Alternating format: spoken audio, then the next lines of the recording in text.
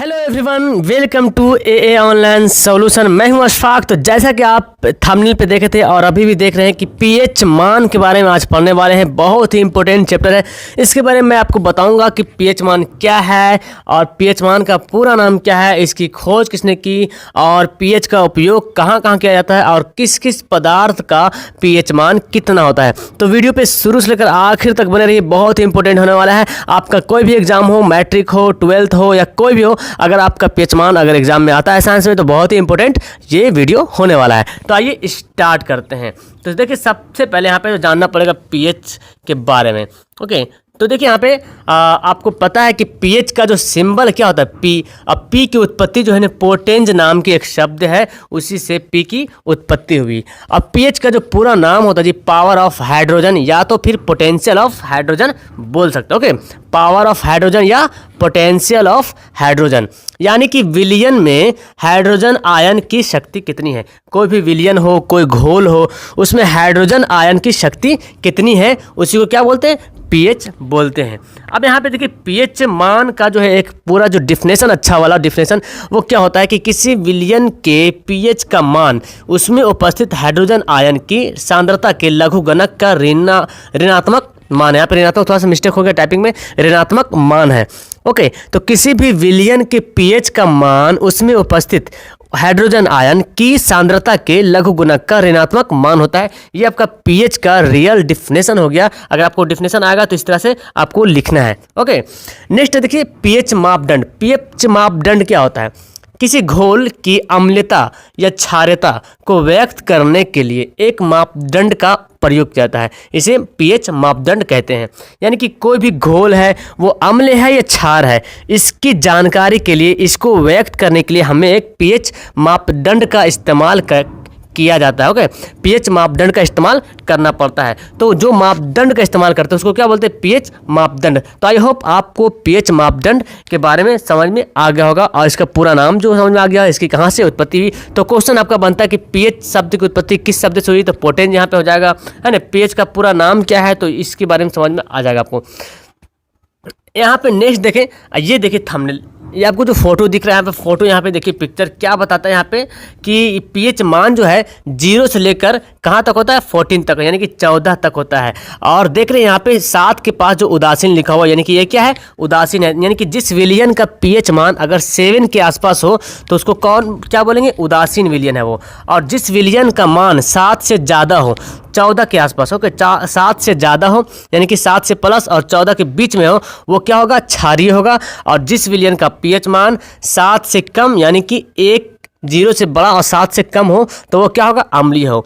और इसमें से एक और हमको नॉलेज पता चल रहा कि देखिए यहाँ पे दिया क्षारीयता बढ़ रहा है, यहाँ पे जो तीर दे रहा, इससे क्या पता चला, क्षारीय बढ़ रहा, इधर जो दिया वो अम्ल बढ़ रहा। तो यहाँ से देखिए, जिस विलयन का पीएच मान जितना अधिक होगा उसका क्षारीयता उतना ही अधिक होगा, उतना ज़्यादा होगा। अगर किसी विलयन का पीएच मान 8 है, किसी के विलयन का पीएच मान 13 है, तो क्षारीयता किस में ज़्यादा है, जिसका पीएच मान ज़्यादा है उसी का क्षारीयता ज़्यादा है। ओके, नेक्स्ट यहाँ पे देखिए कि किसी विलयन का पीएच मान 1 है और किसी विलयन का पीएच मान 6 है, तो इसमें अम्लता किस में होगा, तो जिसमें 1 है ज़्यादा उसी में अम्लता होगा। यानी कि पीएच मान जितना कम होगा वो अम्ल हो जाएगा, और जितना अधिक होगा, 7 से अगर अधिक हुआ तो क्षारीय होगा, और 7 से ज़्यादा कम रहेगा। तो ये दोनों देखना है कि 1 ज़्यादा है या 6 ज़्यादा है। तो आपको पता होगा कि 1 यहाँ पे सबसे ज़्यादा अम्लता वाला है। ओके, मान लीजिए कोई वस्तु हो, उसका पीएच मान जैसे पीएच मान 1 है। ओके, किसी वस्तु का पीएच मान 1 है और किसी भी वस्तु का पीएच मान 5 है, तो किसका पीएच मान ज़्यादा रहेगा, तो जिसका पीएच मान 1 है उसी का पीएच मान ज़्यादा रहेगा। तो आई होप कि आपको ये भी स्केल समझ में आ गया हो। तो आपको यहाँ पर ध्यान रखना पड़ेगा कि पीएच मान का जो स्केल होता है 0 से लेकर 14 तक होता है। ये आपको क्वेश्चन में देखने को मिल सकता है। और जिस विलयन का पीएच मान 7 के बराबर हो उसको क्या बोलेंगे, उदासीन। 7 से ज़्यादा हो तो उसको क्या बोलेंगे, क्षार बोलेंगे, और 7 से अधिक हो तो उसको अम्ल बोलेंगे। यहाँ पे लिखा हुआ, वही बात लिखा हुआ, पीएच स्केल से स्पष्ट होता है कि उदासीन विलयन का पीएच मान 7 के बराबर होता है, अम्लीय विलयन का पीएच मान 7 से कम होगा, और क्षारीय विलयन का पीएच मान 7 से अधिक होता है। ओके, अब यहाँ पे एक वर्ड है जो आपको लिखने में भूल गया था, पीएच मान की खोज किसने की है ना, पीएच की खोज किसने की, तो सोरेनसन। ओके, सोरेनसन नाम का एक वैज्ञानिक था, सोरेनसन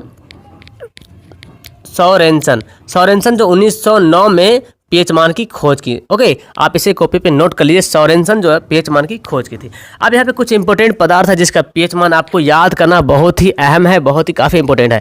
देखिए जैसे अमाशय का पीएच मान कितना होता है 1.0 होता है, नींबू का पीएच मान 2.5 होता है, सिरका का पीएच मान 3.0 होता है, टमाटर रस का पीएच मान 4.1 होता है, पसीना का पीएच मान 4.5 होता है, अम्ल वर्षा जिसको जानते हैं बहुत एग्जाम में पूछा जाता है, अम्ल वर्षा का पीएच मान 5.6 होता है, पेशाब या मूत्र जिसको बोलते हैं उसका पीएच मान 6 होता है, और दूध का पीएच मान 6.5 होता है, और शुद्ध जल, यही आपका देखिए इससे भी सवाल आता है कि शुद्ध जल या वर्षा का जल भी इसको बोलते हैं जी, इसका पीएच मान कितना होता है 7 होता है। और यहाँ पे एक आंसू है, आंसू का पीएच मान 7.3 होता है, और रक्त ये भी काफ़ी इंपॉर्टेंट है, बहुत बार एग्जाम में पूछा गया है कि रक्त का पीएच मान कितना होता है, तो 7.4 होगा।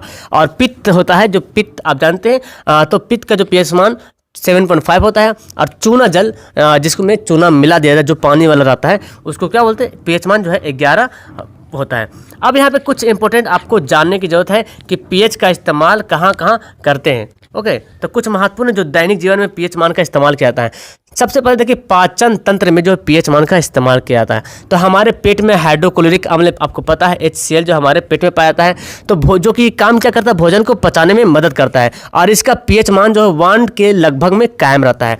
तो अगर पेट कोई नुकसान नहीं होगा, अगर 1 के आसपास पीएच मान है पेट में तो कोई नुकसान नहीं होगा। लेकिन जैसी इंडाइजेशन होता है, जैसे नहीं पच रहा, खाना खाए तो नहीं पच रहा, इसका मतलब है कि अम्ल की मात्रा क्या होगी, बढ़ गई। अब उसको कम करने के लिए एक दवाई आता है जिसको एंटासिड बोलते हैं, उसका इस्तेमाल भी हम लोग करते हैं। तो यहाँ पे एक समझ में आ गया।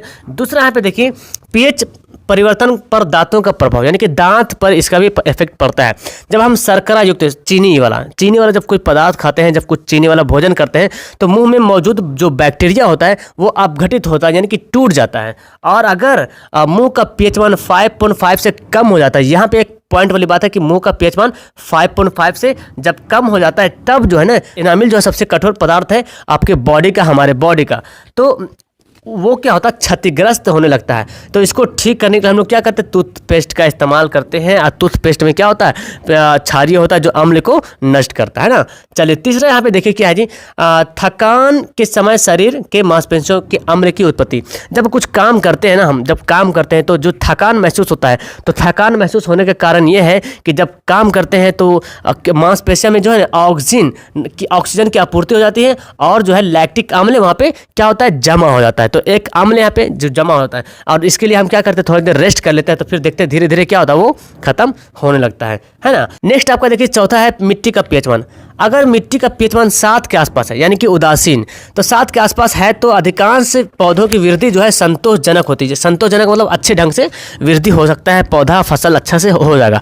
लेकिन अगर 7 से कम जाएगा या तो बढ़ जाएगा, यानी कि अम्लीय हो जाएगा या क्षारीय हो जाएगा, तो उसको दूर करने के लिए क्या करते हैं हम, चूना, कली चूना या भखरा चूना या कैल्शियम कार्बोनेट डाल करके पीएच को नियंत्रण करते हैं। तो आई थिंक आपको ये भी समझ में आ गया। इसका जो है किसान लोग इसका इस्तेमाल करते हैं खेती के लिए।